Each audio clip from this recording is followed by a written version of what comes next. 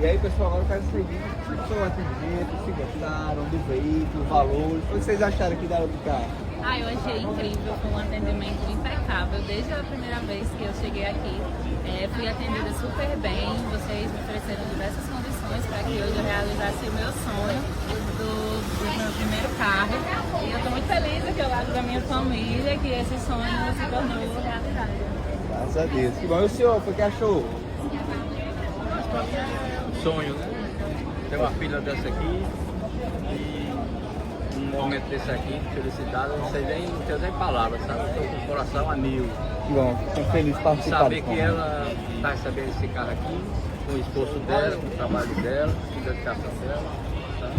E se Deus quiser, vai sempre assim daqui para frente. E o senhor gostou da Aerocar?